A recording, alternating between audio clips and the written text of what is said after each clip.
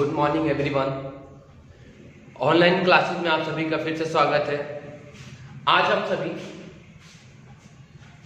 वंशागति एवं विविधता के सिद्धांत का दूसरा टॉपिक एक जीन की वंशागति के बारे में अध्ययन करेंगे। मैंने आप लोग को कल ही बता दिया था कि आप लोग सभी एनसीईआरटी बुक को फॉलो करें, उसको पढ़ने के बाद अपना नोट्स बनाएं। अब मैं आशा करता हूं कि आपने एनसीईआरटी बुक को पढ़ा होगा।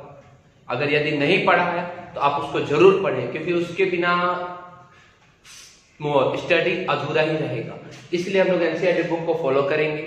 और कल का वीडियो अगर आपने मेरा नहीं देखा है तो उसको जरूर देखें, क्योंकि उसको देखने के बाद ही आप इस वीडियो को समझ पाएंगे। उसको देखें। और अगर आपने मेरे चैनल को सब्सक्राइब नहीं किया है तो सब्सक्राइब करें, लाइक करें और शेयर करें। चलिए टॉपिक को शुरू करते हैं। आज का जो टॉपिक है हमारा एक जीन की वंशागति। एक जीन की वंशागति। एक जीन और वंशागति के बारे में हम लोग कल ही पढ़ा था कि जनक से संतति में जो गुण आते हैं, आनुवंशिक गुण आते हैं, उन्हें हम लोग वंशागति का नाम देते हैं। तो एक जीन का जनक से संतति में आने की जो प्रक्रिया होगी वो एक जीन की वंशागति के नाम से हम लोग जानेंगे। इसको हम लोग एक संकर क्रॉस के नाम से भी जाना जाता है। वो हम आगे पढ़ेंगे। सबसे पहले मेंडल ने जब अपना जो 3 नियम दिया था, उन तीनों नियमों को समझाने के लिए उन्होंने पहला टॉपिक ये दिया था कि एक जीन की वंशागति क्या है। एक जीन की वंशागति को अध्ययन करने से पहले हम मेंडल द्वारा किए गए कुछ तकनीकी शब्द थे, उसके बारे में अध्ययन करेंगे। चलिए टॉपिक शुरू करते हैं। मेंडल द्वारा प्रयोग किए गए कुछ तकनीकी शब्द है। पहला शब्द है संकरण, जिसको इंग्लिश में हाइब्रिडाइजेशन कहा जाता है। क्या है? किसी पौधे की 2 उपजातियों को क्रॉस कराकर नए पौधे प्राप्त करने की प्रक्रिया को संकरण कहते हैं। इसमें हम किसी पौधे की 2 उपजातियां लेते हैं, उन दोनों उपजातियों को क्रॉस करा करके नए पौधे प्राप्त करते हैं। देख लीजिए, जैसे कि हमने यहाँ पर मटर के 2 पौधे ले लिए, एक ले लिया लंबा, एक ले लिया बौना। इनको क्रॉस कराया तो क्रॉस कराने के बाद जो भी हमें प्राप्त हो रहा है, उसने क्रॉस कराने के बाद जो प्रोसेस हो रहा है, इस प्रोसेस को हम लोग संकरण का नाम देते हैं। दूसरा नंबर है F1 संतति पीढ़ी। प्रथम संतति पीढ़ी क्या है? इसको F1 कहा जाता है शॉर्ट में। 2 विभिन्न प्रजातियों के संकरण के द्वारा बनने वाली संतति को प्रथम संतति पीढ़ी कहते हैं।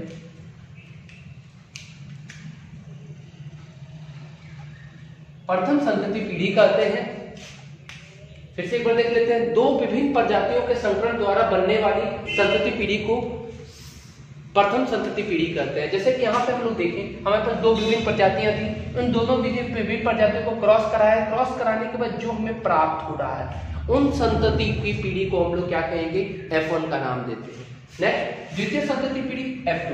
F2 क्या है? F1 पीढ़ी से प्राप्त 2 जीवों के संकरण के द्वारा बनने वाली संतति पीढ़ी को द्वितीय संतति पीढ़ी कहते हैं। हमने क्या किया था? पहले वाले में 2 विभिन्न प्रजाति लिया था और उनसे क्रॉस कराया था। क्रॉस कराने के बाद से हमें टी तो टी, फिर ये वाला टी तो टी, फिर बड़ा टी, फिर छोटा टी, फिर बड़ा टी, ये चारों क्रॉस कराए तो ये प्राप्त हुआ था। तो ये F1 पीढ़ी हो गया। परंतु F2 पीढ़ी में क्या कर रहा है कि F1 पीढ़ी से प्राप्त 2 जीवों के संकरण के द्वारा बनने वाले संतति पीढ़ी को द्वितीय संतति पीढ़ी कहते हैं। मतलब F1 से प्राप्त, तो F1 से कौन सा प्राप्त हुआ है? हमारा ये प्राप्त हुआ है। F1 से कोई प्राप्त वाले में 2 जीवों को ले लेते हैं, इन चारों में से कोई 2 को ले लेते हैं। तो चारों तो सेम है, तो मैंने कोई 2 ले लिया।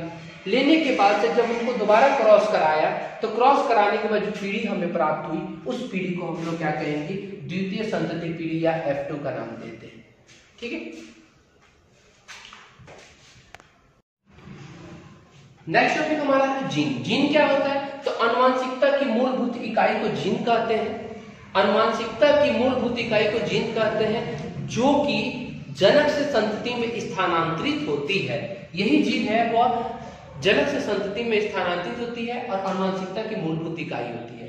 नेक्स्ट टॉपिक क्या है? एलील। एलील क्या होता है? तो विपरीत लक्षण वाले संकेतक जोड़े को एलील कहा जाता है, या एलील को एक और नाम से हिंदी में कहा जाता है युग्म विकल्पी कहा जाता है। एलील होता क्या है? तो विपरीत लक्षण वाले संकेतक जोड़े को एलील कहते हैं। यहाँ पर हमारे पास 2 शब्द है, एक विपरीत लक्षण है और यहाँ पर एक संकेतक जोड़ा, मतलब ये में से ये जोड़े के रूप में रहता है। देखते हैं यहाँ पर, यह किसी एक विशेष गुण का प्रतिनिधित्व करता है। यह किसी एक विशेष गुण का प्रतिनिधित्व करता है। जैसे हम लोग उदाहरण देखते हैं, लंबा। लंबा यहाँ पर टी और टी, बड़ा टी से लंबा पर सूचित किया जा रहा है, यह हमेशा जोड़े के रूप में है और यह किसी एक विशेष गुण को प्रतिनिधित्व करता है। इसका अपोजिट विपरीत लक्षण देख लेते हैं। विपरीत लक्षण क्या हुआ लंबा का? बौना हो जाएगा। तो बौना का हम लोगों ने यहाँ पे ये भी जोड़े के रूप में है, अब बौना उसका अपोजिट हो गया। अपोजिट हो गया तो यहाँ बड़ा टी का प्रयोग किया गया है लंबा में, तो बौना में हम लोग क्या करेंगे? छोटा टी का प्रयोग करेंगे। इसी प्रकार से और भी हम लोग इसमें ले सकते हैं, जैसे कि गोल, गोल को हम लोग राउंड कहेंगे, और झुर्रीदार जिसको हम लोग छोटा आर से करेंगे। ये दोनों अपोजिट है, दोनों एक दूसरे का विपरीत लक्षण है और ये हमेशा जोड़ों के रूप में होता है, किसी एक विशेष गुण को प्रदर्शित करता है। ठीक है, पांचों टॉपिक हमारा समाप्त हुआ। नेक्स्ट हम लोग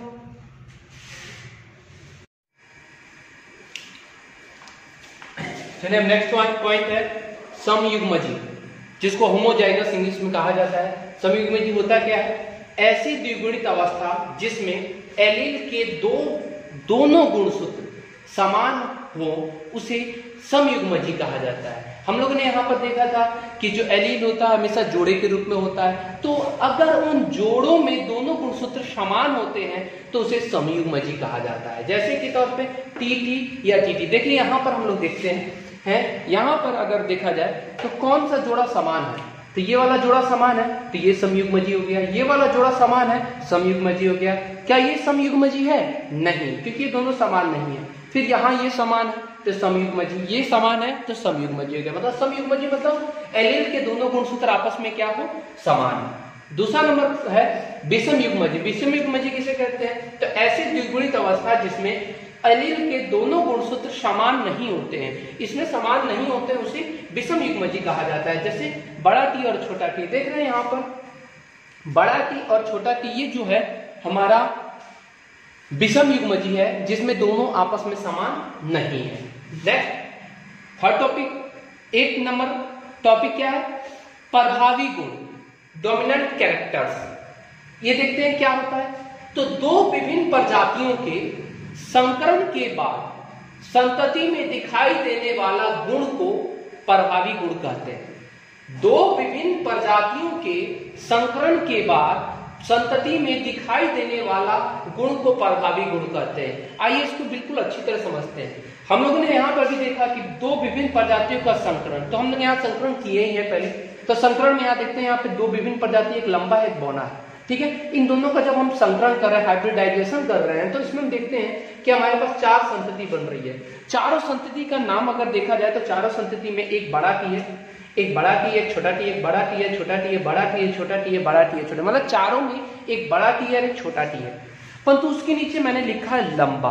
क्या लिखा है? चारों के नीचे मैंने लंबा लिखा है, जबकि यहाँ पर दोनों गुण आ रहे हैं, लंबा भी आ रहा है और बौना, लंबा का भी टी है और बौना का भी टी है, परंतु यहाँ पर मैंने यहाँ पर दिखाई देने वाला कौन सा पार्ट है?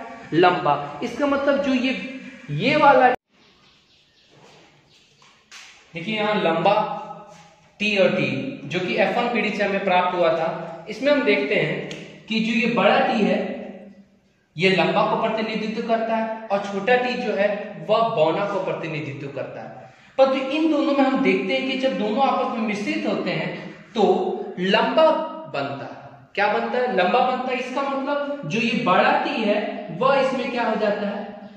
प्रभावी होता है। यहाँ पे परिभाषा में यही बात कही गई है कि दो विभिन्न प्रजातियों के संकरण के बाद संतति में दिखाई देने वाला गुण को प्रभावी गुण कहते हैं। जो इसमें दिखाई दे रहा है, दोनों में क्या दिखाई दे रहा है? हमें लंबा दिखाई दे रहा है, तो लंबा प्रभावी गुण हो गया। और दूसरा क्या है? संकरण के पश्चात संतति में नहीं दिखाई देने वाला गुण को अप्रभावी गुण कहते हैं। जो हमारा यहाँ पे नहीं दिखाई दे रहा है, जो टी दिखाई नहीं दे रहा है, उसे हम लोग कौन सा गुण कहेंगे? अप्रभावी गुण कहते हैं। इसका एग्जाम्पल अगर दोनों का साथ में देना है तो आप ऐसे ही दे सकते हैं कि लंबा पौधा टी और टी में बड़ा टी जो है वो प्रभावी गुण है और छोटा टी जो है वह अप्रभावी गुण है।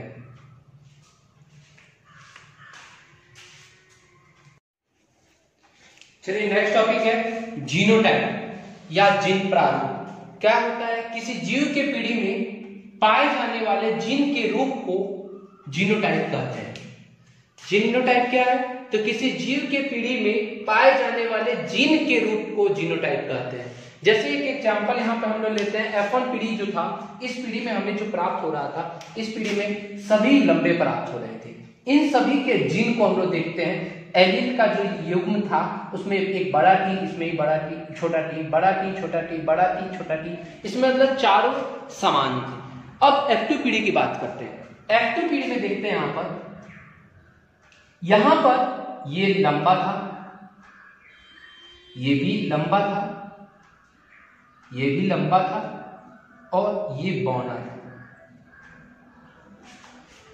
इन चारों में 3 लंबे थे और एक बौना था। परंतु यहां हम देखते हैं कि इसका जीन जो है वो दोनों बड़ा टी है, इसका जीन जो है वो एक बड़ा टी और एक क्या है, छोटा टी है। मतलब कि किसी जीव की पीढ़ी में पाए जाने वाले जीन के रूप को, यहाँ दोनों का जीन अलग अलग है, तो इन जीन के रूप को हम लोग जीनोटाइप कहते हैं। तो यहाँ पे जीनोटाइप अगर देखा जाए तो क्या हमें प्राप्त होगा? बड़ा टी कितना है? 1 है। बड़ा टी छोटा टी कितना है? 2 है।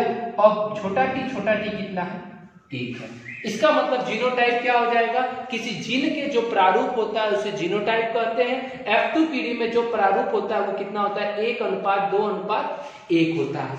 और फिनोटाइप क्या होता है? तो किसी जीव के पीढ़ी में पाए जाने वाले बाहरी रूप को, जो उसमें बाहरी दिखने से बाहर से पता चल जाए, उसको हम लोग फिनोटाइप कहते हैं। जैसे यहाँ पर हम देखें तो यहाँ पर हमें बाहरी रूप देखने पर क्या पता चल रहा है कि इसका बाहरी रूप लंबा है, इसका ही बाहरी रूप लंबा है, इसका बाहरी रूप लंबा है, इसका बाहरी रूप बौना है। मतलब यहाँ बाहरी रूप से हमें क्या पता चला? लंबा और बौना पता चल रहा है। तो इसका जो अनुपात होगा वो कितना होगा? 3:1 होगा। अर्थात फिर से एक बार देख लेते हैं, जीनोटाइप क्या है? तो किसी जीव के पीढ़ी में पाए जाने वाले जीन के रूप को जीनोटाइप कहते हैं। उसमें कौन सा जीन पाया जा रहा है उसके रूप को जीनोटाइप कहेंगे। और फिनोटाइप क्या है? किसी जीव के पीढ़ी में पाए जाने वाले बाहरी रूप को, जो उसके बाहरी देखने से पता चल जाए, उसको बाहरी रूप को हम लोग क्या कहेंगे? फिनोटाइप कहते हैं। जीनोटाइप में जीन को देखा जाता है और फिनोटाइप में बाहरी रूप को देखा जाता है। जीनोटाइप में टी और टी को देखा जाता है और फिनोटाइप में लंबा और बौना को देखा जाता है। चलिए, इसी के साथ मेरा टॉपिक समाप्त होता है। कल हम इसी टॉपिक को दोबारा और आगे पढ़ेंगे, क्योंकि अभी आज हम लोगों ने केवल मेंडल द्वारा किए गए तकनीकी शब्द को ही केवल पढ़ा था। अभी एक जीन की वंशागति बाकी है, तो इसको हम लोग कल करेंगे। ठीक है, थैंक यू।